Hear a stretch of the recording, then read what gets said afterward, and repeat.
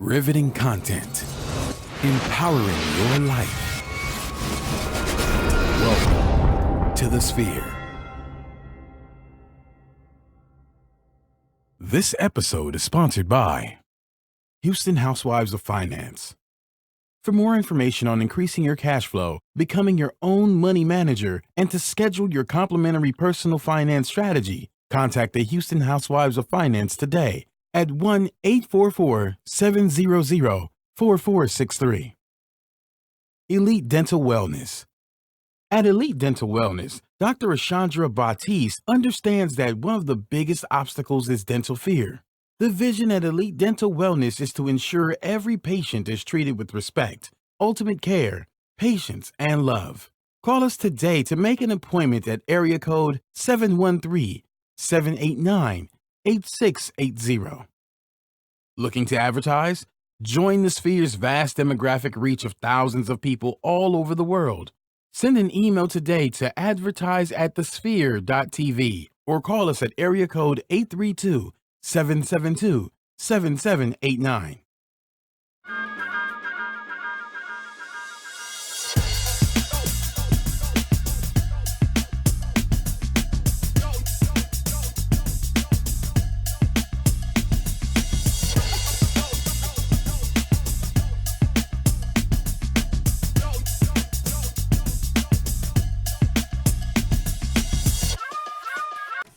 Welcome. What's going on? It's your man, Kalen Laws, and you are tuned into the Sphere, more specifically, Society Now, where we endeavor to bring you news and information you can use that will incite and evoke, just riveting content. And I'm your man, Kalen Laws. You can follow me at SeniorWapo713 on all social media outlets. Even go to my website, www.SeniorWapo713.com. That's SENORGUAPO713. And I am blessed to be next to, for life, my co-host, beautiful young lady, educated, sassy, sexy, smart, all of it. Kira, what's going on? I mean, you can't. First of all, I just took a mean break, and you just came in and stole from me. I didn't steal. We share. We share. My name is Kira Laws. You can follow me on Instagram at @TheModernDayCindy. That's Cindy with an I, not a Y. And I'm so happy to be here today. I'm glad you're here too. I feel like this has been a crazy first quarter. It's been so crazy. Yeah, but I mean, so many things has changed. 2018, I think, is a game changer for so many people. Mm-hmm. We've seen a lot of political shifts. We're seeing a lot of uncovering of people of their true biases and their true selves. We're seeing a lot of stuff play out in media news, and we're seeing also this new resurgence of what a creative really looks like. We saw a couple of weeks ago with Donald Glover and his video, This Is America, which I think is amazing, on the tails of a lot of craziness with Kanye. A lot of people talking about what's going on with Kanye, because he was supposed to be a lot of people thought he was like the new messiah for hip hop. You know, he's our leader and our voice and our thought champion, but not so much right now, because he's free thought, not necessarily thought champion. And so it's just interesting to see how a lot of things are happening in media, and I'm so excited today to talk about a lot of things that are happening in media. So we have who we got. We have that was our terrible guest. English. Who we got?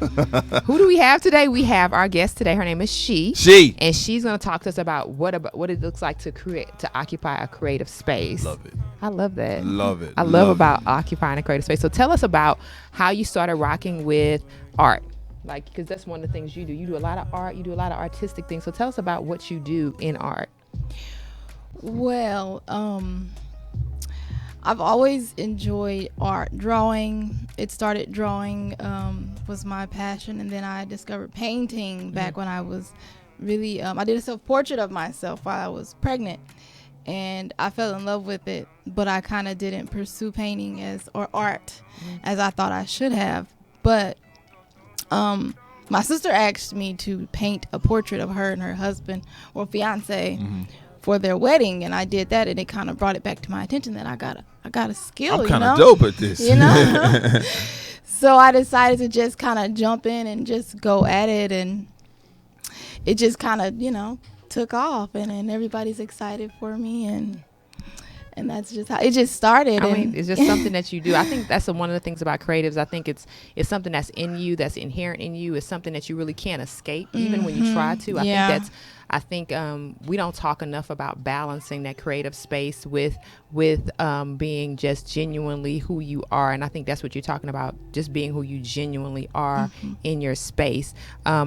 I think what you did or what you're doing is introducing more people to a different type, because we kind of focus on music, and we focus on fashion as being, I guess, platforms for people to be creative or whatever. So for you, you're doing something totally different, and I think what you're doing is pretty cool. I know you occupy a creative space. So how do you look at like your creativity with fashion meeting like the creative space of just in pictures? You do a lot of pictures. So what does that look like in terms of pictures to art?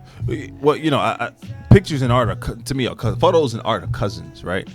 It's one of those things that the art in the photography world, they say that the artist is the photographer and not necessarily the subject and or the muse. But if you get a muse or a subject that knows what they're doing, they can make the artist the photographer and or the painter. If it's a live kind of session, job even more easy, because it's like, oh my God, you know how to pose, or you know your lines, and you know your lighting, and you understand all of that to make your job even easy. Like, oh wow, and so to occupy a creative space for me is honestly, it's a part of your DNA. If you're a true creative, you just, that's just who you are. I literally was just telling someone this last night, like, yo, don't run from it. That's who you are. If that's who you are, be who you are. You were created for that purpose. Absolutely. And I think that's the one thing. I think you brought something here for us today. I did. You brought something for us today. So we appreciate you bringing some of your art with us today. Come on, art. So this is gonna be pretty cool. I love the royal blue and pure white. I tell you. Well, that's amazing, right? That's really amazing. I love the heart. See, this is stuff that I don't do. Like, did you put this together? I didn't do that on purpose. Because I don't do stuff like this. So you have to take a picture. I got the playlist going right now. I can't take the picture. Oh my God! I was gonna say screw the playlist, but that's just not what we do. I mean, but so for those of you who are listening and not watching, this amazing artist, this amazing person, a woman, just really brought this beautiful artwork with this painting and all of this. Okay. Okay. Wait a minute, what's going on? Let's see what's here. So you open it all pretty. Because I like to preserve. You tear the back and tear the front.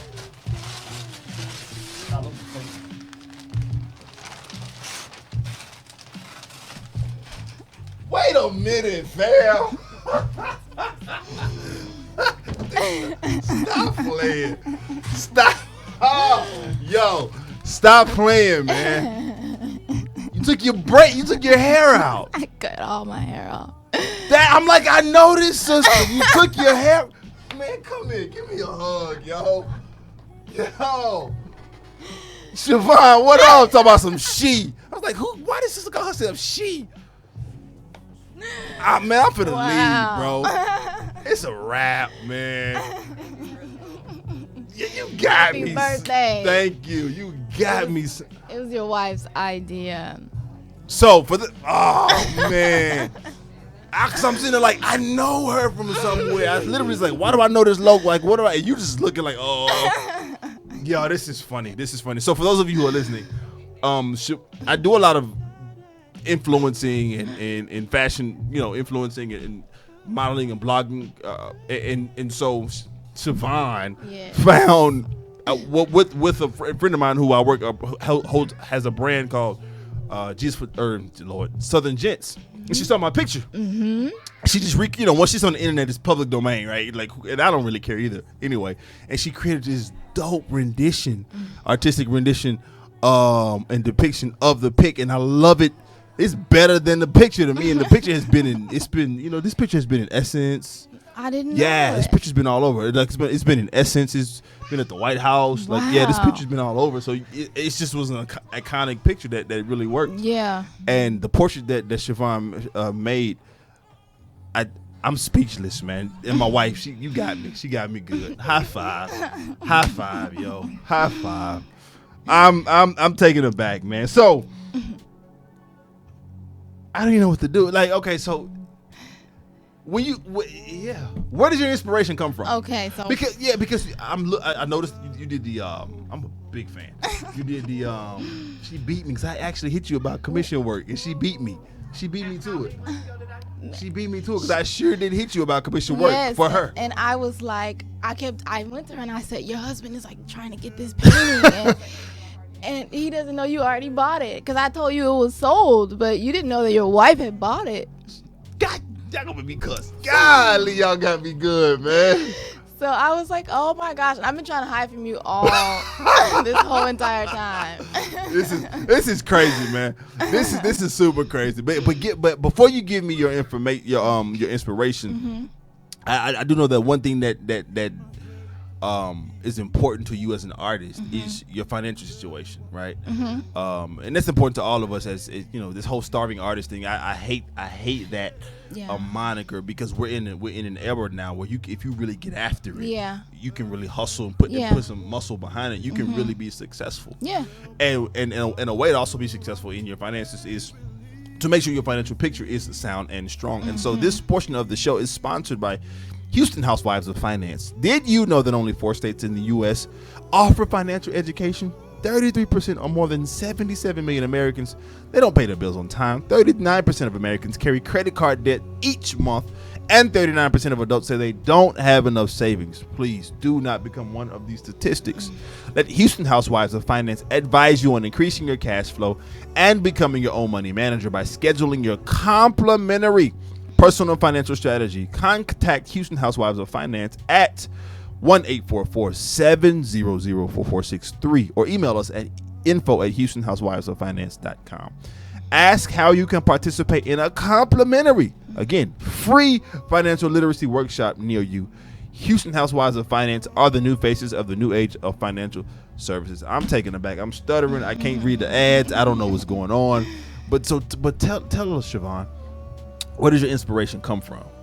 So first, I began to want to become who I felt that I've always supposed to become. So once I began to start doing these paintings, actually when I painted this piece, it was confirmation that I was doing what I was supposed to be doing. I believe what God put me on this earth to do.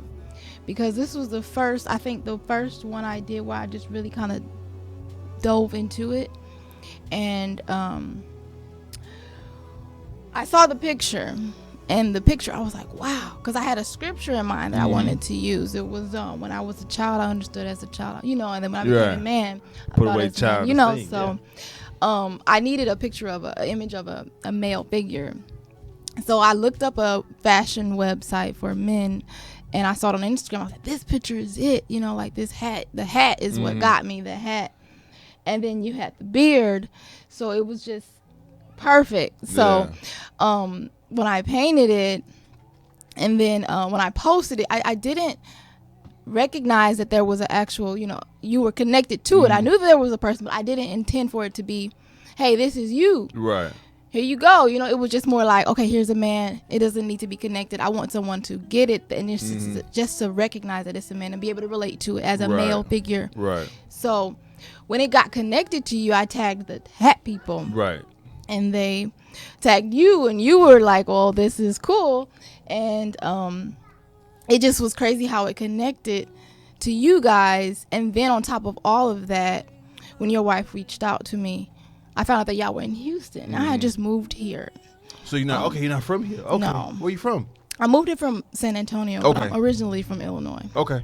So I just moved here last August. Oh, wow. Fresh. Not even a year. Well, I used to live here. I used to go to school here, U of H. Okay. So that was like, go Cougs. Yeah, go Cougs.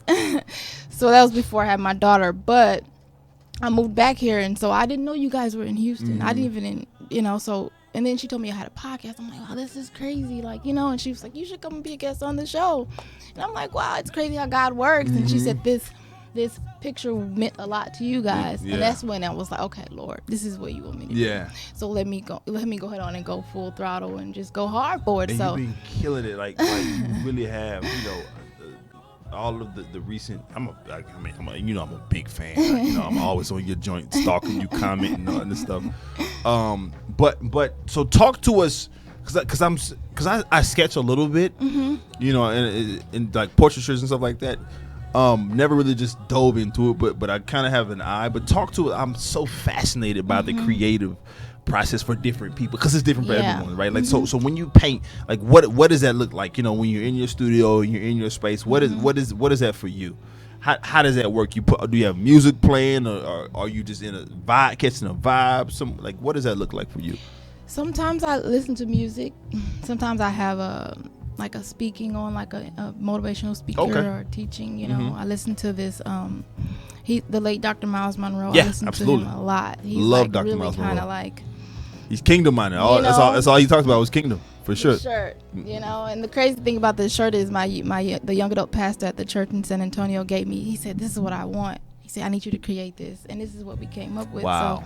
So he was the brains to it. I just kind of created it, and it's been what really changed my whole life, entire life. So listening to him and just kind of going at it, and it never turns out the way I expect. I when I'm painting it, I'm like, this is about to look a mess. Because I'm telling you, like, when you do your time lapse ones, and I'm looking, I'm like, how did she see? You might start at the chin or something, then go to the neck, and then the shoulder, and then 45 seconds later, it's like, oh, that's Muhammad Ali. Oh, you know what I'm saying? It's like, how? Like, it's so amazing to me how you guys can see that. Yeah, and I just keep going. I'm just like, I'm gonna just throw this in the trash, but I keep going, and then it turns out to be amazing every time. But I tell you, when I start, I'm just like, this isn't. It seems like every time I'm like, this is looking a mess, and then it just turns out to be perfect, and I'm just like, let me just keep on going. And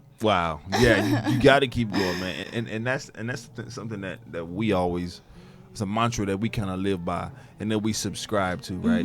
Is to keep going and to keep it live. And we also want to talk to our Facebook Live family and ask that you subscribe to our show on all the major platforms, including iTunes, SoundCloud, Google Play, and Stitcher, and review our show in iTunes with constructive feedback.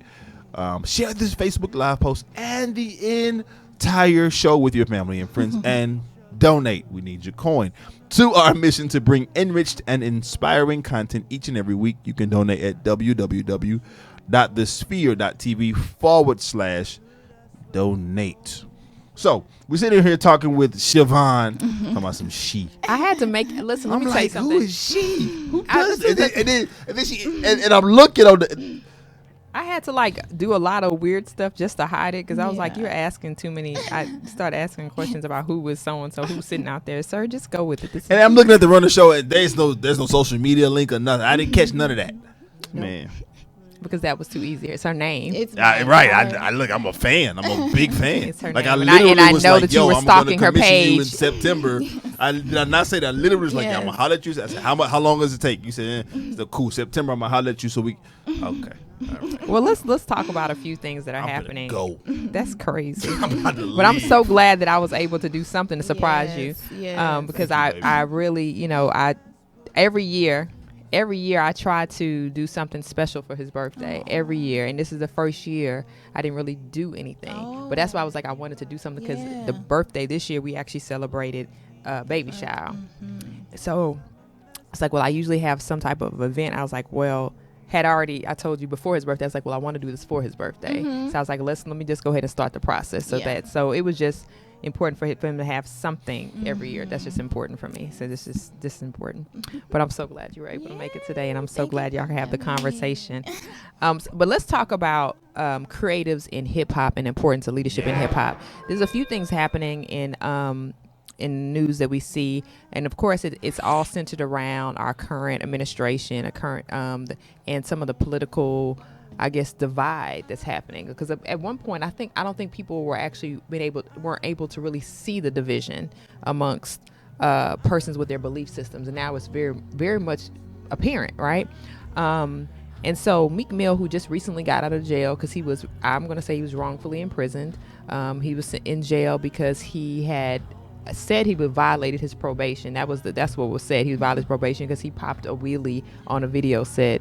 It was just some real trumped up stuff, right? And I'm not saying Trump trying to be funny, but it was some really weird charges that was thrown at him. Well, he recently got out after petitioning. He finally got out, and of course, his whole platform right now is prison reform. He said because a lot of times these guys are in prison without due process of law, or without someone actually investigating why they're really in jail. So he had a lot of high-powered figures behind him that was able to get him out, but that's not the end of the story. He's one of many probably that's there that probably or was there that shouldn't have been there. Yeah. Well, recently, I guess possibly the White House probably reached out to him and said they wanted him to talk about prison reform in the White House, and he was scheduled to make this visit. Well, it's said that Jay-Z reportedly called him and advised him to cancel. Now, I look at this as a situation where it's a big brother, little brother thing. Like, you have to know your position. You have to know your positions of power. And you also have to be able to recognize when you are going to be instrumental or when you're going to be a pawn. And I think in this situation, what Jay was doing was trying to tell him, hey, man, you can go. But if you go, you're not going to be making the instrumental, important plug you think you're going to make. They're probably going to use it for another picture.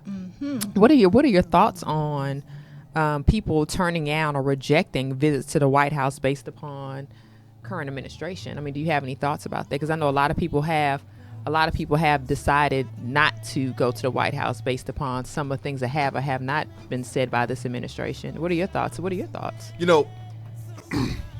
I back it. I support it.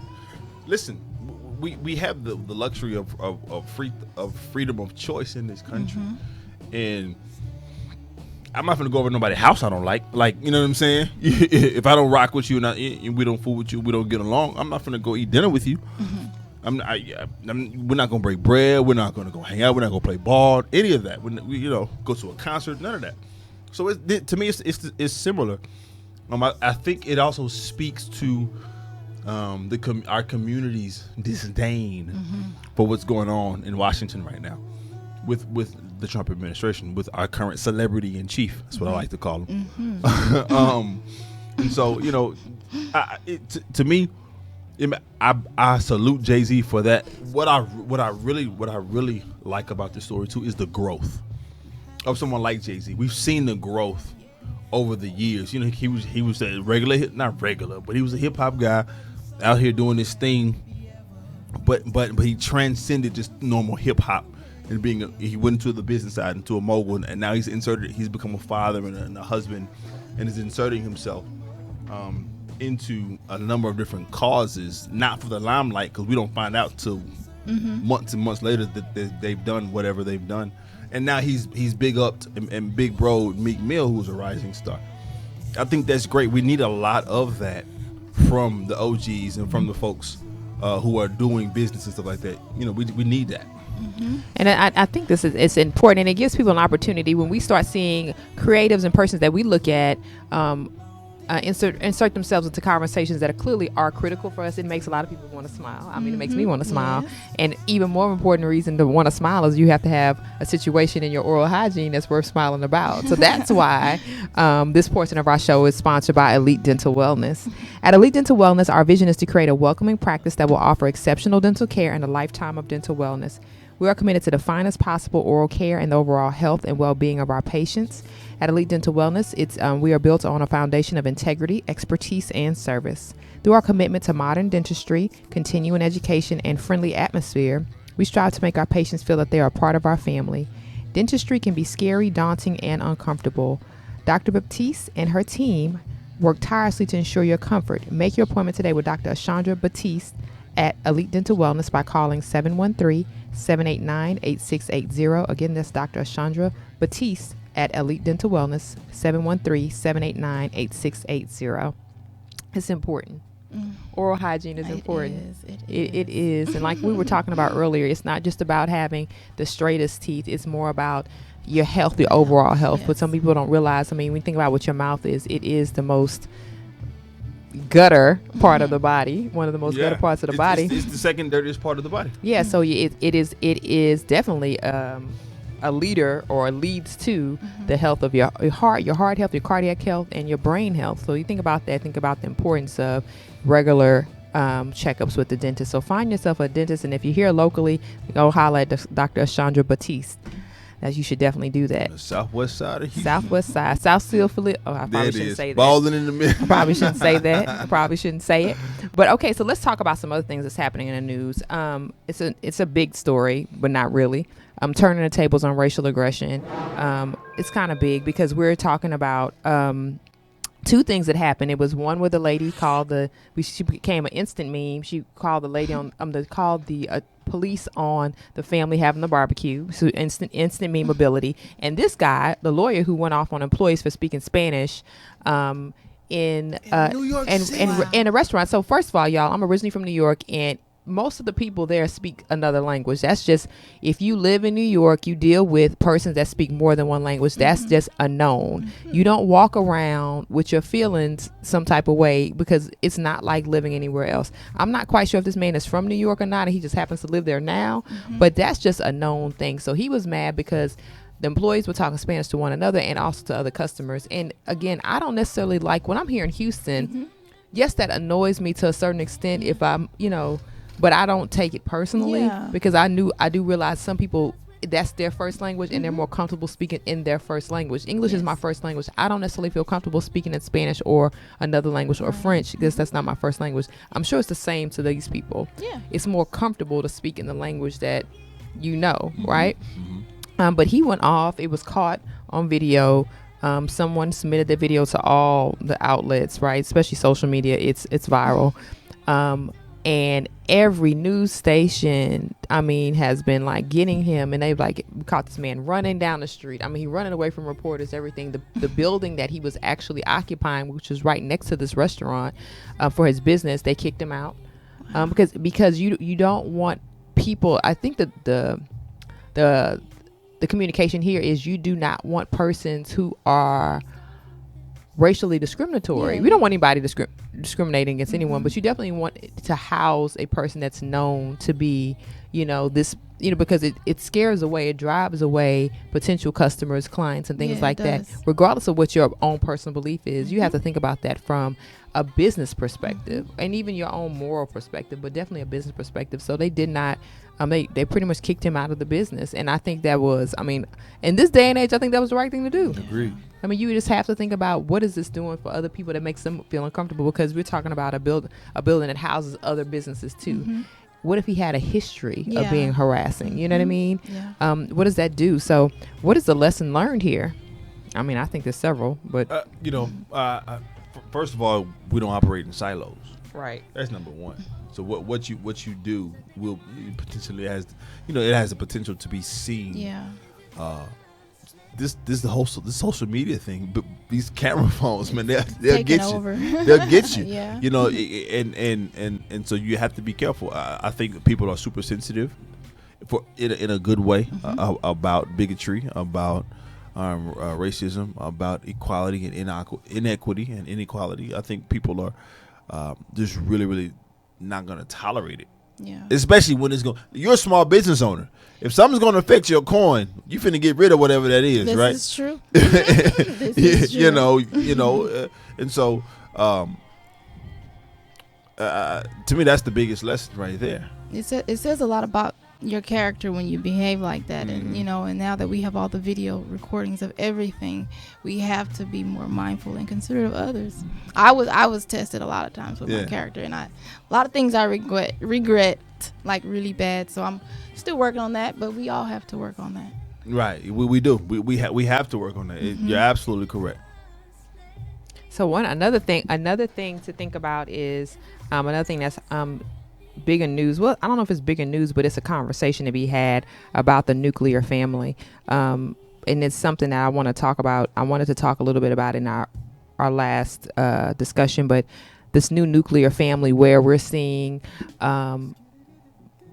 persons who are, I guess you see persons in long relationships, right? So you have a person in a long relationship, they have a child together, the relationship doesn't work out, they get married or not married, but the relationship doesn't work out. Then you go see the next person move on to a very successful relationship, and now we're trying to merge two families together, right? And I call it the new nuclear family because we're trying our hardest to merge together the family dynamic of normalcy. Yeah. Because you already started a family with one person. Yeah. And now you're starting another one with someone else, and you have to make it so that no one feels slighted.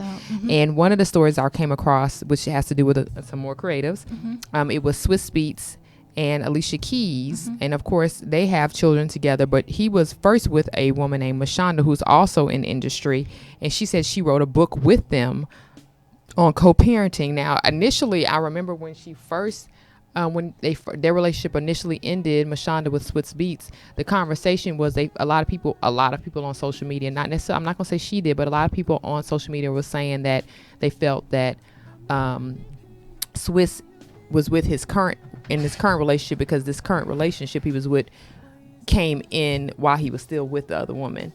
That's neither here nor there, but it probably could draw a lot of bad blood between people.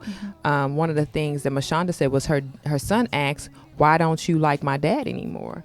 And so at that point she was like, you know what, I need to fix this. I need to figure out a way to have a conversation about co-parenting, because at the end of the day, that is still his dad, and this woman is going to be in his life. So she did the big thing, which was good, because like I said, at the beginning of the relationship, it was a lot of bad blood conversations going on about how in fact they got together.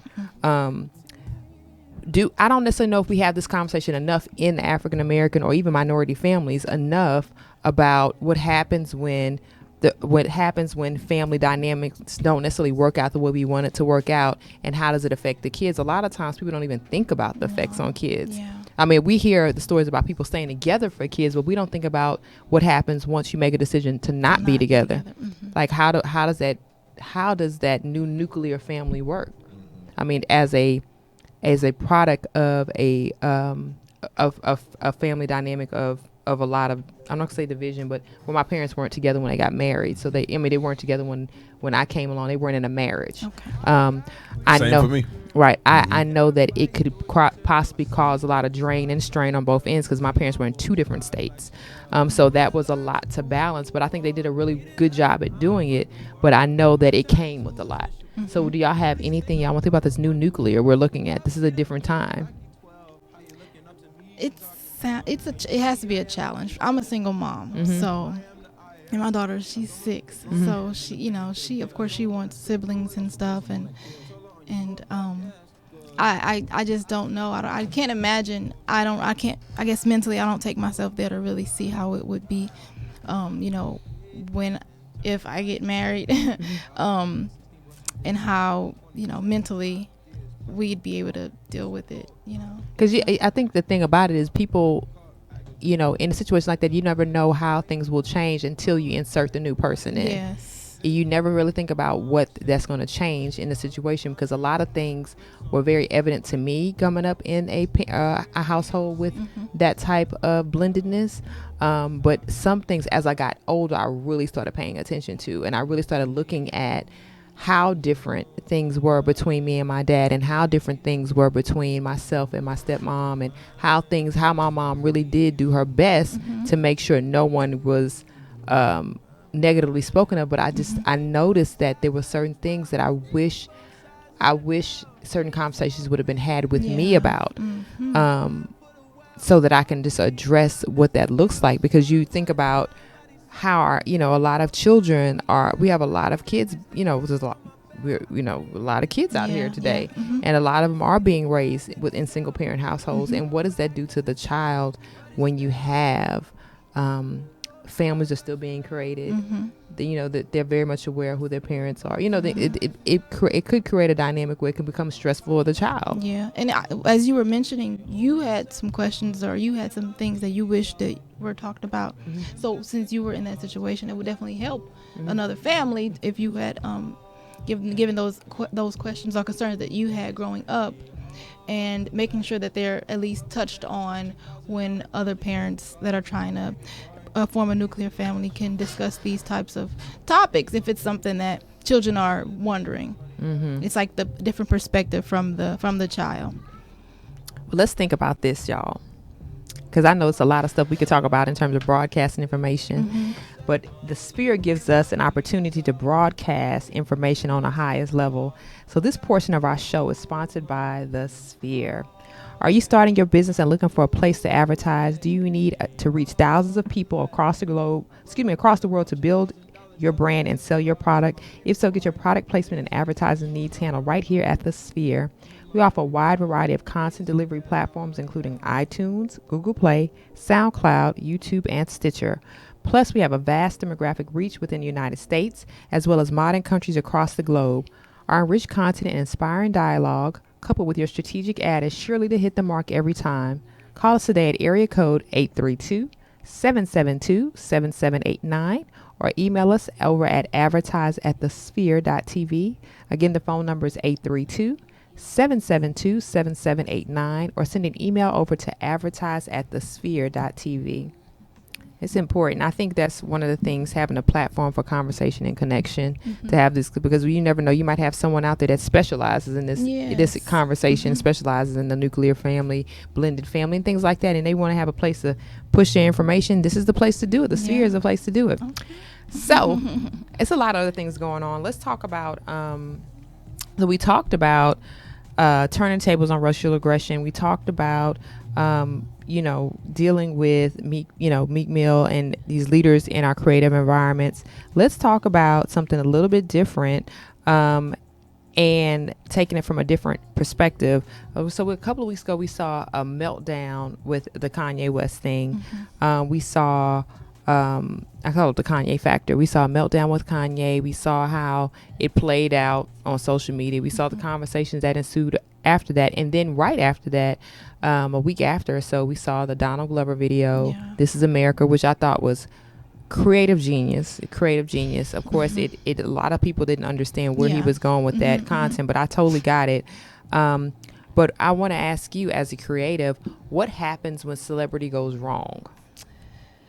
What happens when your platform is being pimped?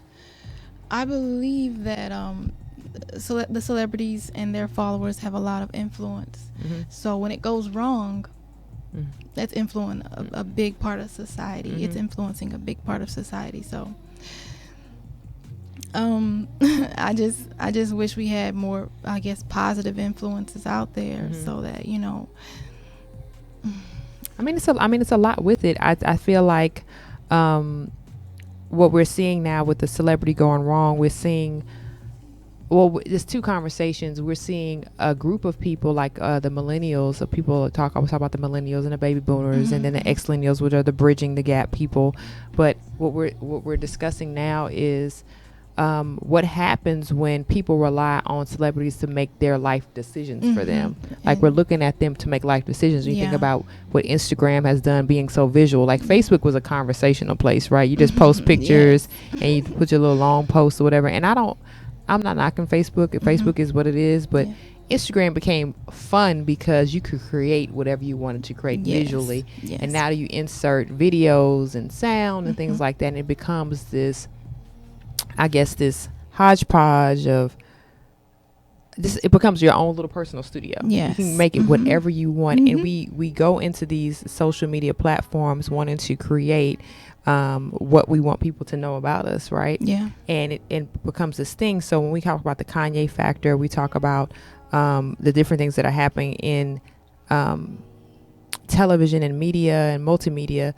We think about the influence. We talk about this blended nuclear family, and Alicia Keys and her husband. When we look at them on Instagram and social media, we don't think of them as people with issues, right? We don't think about the kids that are affected, but these are the effects of these are the children are our offspring, and they are going to be affected by some of the things that happen. So when we think about the platforms that we use, how do you feel? Like, what do you think about utilizing, on top of the Kanye factor, utilizing his celebrity, or the celebrity's personality as I guess a diving board to create whoever other people want to be, or how to push your particular platform. Well, I mean, Kaylin, what are your thoughts about Kanye? Like, I know one of the things that Amber Rose said is Kanye West is actually Trump in a white man's body. he feels like they have the same. She feels like they have the same personality. But the issue is, and I think you talked about this on shows before, the issue is what happens when persons start following those personalities, especially our younger generations, as their thought leaders. Yeah. You know, it's a difficult situation because, to me, you got to realize people oftentimes connect with folks on a level of success and or failure. Kanye's extremely successful. He's literally a part of the 1%. He's worth $160 million. I'll say that for the people in the back. Yeah, right, you know what I'm saying? You know, and he's no billionaire, but again, he's majorly successful and arguably more famous than Trump before he became a president. And then there's an element of Hollywood with Trump, with the whole The Apprentice and all of that. So I can see how someone would connect with someone on a success level like that. But the problem, as you stated, Kira, is that people start taking folks who are successful and following them and taking their word as gold. Yeah. But on the flip side, if in the interest of integrity, Kanye has his right to his opinion. He absolutely has his right to his opinion. You know, even Chance the Rapper didn't agree with. Doesn't agree with him, but then Chance the Rapper said, "Well, you know what? But black people don't have to be Democrats." That's just true. I mean, I've heard a wise man say, you give a person money and power, they become who they really are. So. Yeah. And I think that's just who he is. We're seeing Kanye become who Kanye is, man. Yeah. And I remember watching the recording, the interview with him and Charlamagne the God, and Charlamagne was like, and I'm quoting Charlamagne. He said, "I refuse to believe your mom would support Donald Trump." Kanye sat and thought and had this pensive look. He was like, "You know, my mom and I we would disagree on that." And I'm like, wow. Yeah. And that just, you know, as you said, you know, even though his dad was who was a photographer, you know, even though his mom, who's an African American studies teacher, with all the game and all the knowledge and all the pizzazz and things that he has his own opinion. Yeah. You know. Yeah. And so we have to respect that, but he can't get pissed off, which I don't think he has. When people come for him, you know, you're not supporting our community. You know, I think a larger conversation about it is, are we allowed to change? You see what I'm saying? Because this isn't his first time inserting himself into you know, something kind of political. What did he say in 2005? George Bush hates black people.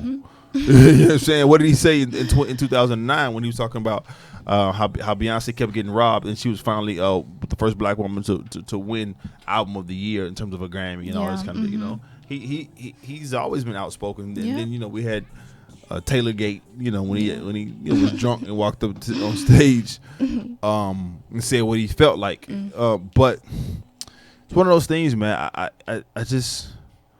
feel like, Shervonne, that we have to allow people to change, but we have to be okay with them changing into something that we don't. Yeah. That we don't like. That's nothing we can do. You listen, God gave us free will. Yeah, that's the honest. That's the honest truth. He gave us free will. He told us to choose ye this day. He said choose. He tells us to choose him, but we don't have to. We don't have. We just have. We're gonna pay the price if we don't. Period. But we don't have to. So I think it's a strong conversation that we just have to allow people to change into. And if we don't like what they've changed into, then we just got to deal with it. Yeah. We really have to deal with it. You know, another one is about Stevie J. Stevie J. His brother avoids jail time, but he's required to pay $1.3 million. In what? Back child support. So the issue with the Stevie J situation is, and I mean, and this is kind of was in this on a funny, not so funny note, but just kind of thinking about it. At what point, how do you rack up that much child support? I know there is late child support. I know there's arrears that people have to pay. Arrears meaning like the penalty for not paying your child support on time, for those who didn't know that. But you have to think about how many kids Stevie J has. Yes. That's number one, because he does have more than one. He has several. He has several kids, and he has a lot of obligations that he has to take care of. I think that I'm not sure what his legal representation looks like. I'm not sure who was taking care of that for him, but I would think at some point, and I know that the legal system don't always work this way, but it would be great if he would have been able to say, okay, this is how many kids I have. Yeah. Is there any way that I can pay this amount? Mm-hmm. But I think the problem is that, again, him as a creative, I'm saying this, knowing that producers get paid a lot of money. He's very much, definitely, still works with a lot of different artists. I'm not sure what his price point is for the work he does, but when people start looking at how much money you have potential for earning and how much you actually earn, and then this is going to sound harsh, and I'm not saying anything in terms of what I believe, but a lot of people believe having kids is a choice, right? So with the amount of children that he has, it has been his decision to lay down every time. And so with all of that in mind, 1 point whatever million in child support is crazy. You avoided jail time just to still owe that amount of money. I don't necessarily know how much he would have to stay in jail to ride that out. Right. $100 a day. That's a lot of days. That's crazy. $1.3 million in child support. I have never heard of such things in my life. Well, this time always goes by so fast, Shervonne. I'm mad. I'm officially mad at you, just so you know. Like I officially we're not friends, and I'm unfollowing you. And I'm leaving bad comments on all of your pages. Make sure you go. Let the people know how to get into contact with you. How to connect with you. Yes, my IG name, Instagram it's actually my name, Shervonne_Edwards. That's Shervonne with 2 N's. And Facebook, Shervonne Edwards. There it is, Shervonne Edwards. Shervonne, listen, she's dope. She's phenomenal. she's a liar. Just playing. And we appreciate you guys tuning in each and every week to us with Society Now. I am one of your co-hosts, Kaylin Laws, aka Senor Wapo 713. That is my social media handle on all social media outlets. What is that? Outlets and platforms. Outlets and platforms. And my name is Kira Laws. You can follow me on Instagram at the modern day Cindy, Cindy with an I, not a Y. And I look forward to speaking with you all soon. And this has been a great special edition of Society Now. I'm so glad that we were able to bring Shervonne on here with this beautiful painting that's behind me of Senor Wapo. I'm so glad it was a great surprise, and look forward to some more riveting content when we see you guys again. Ciao.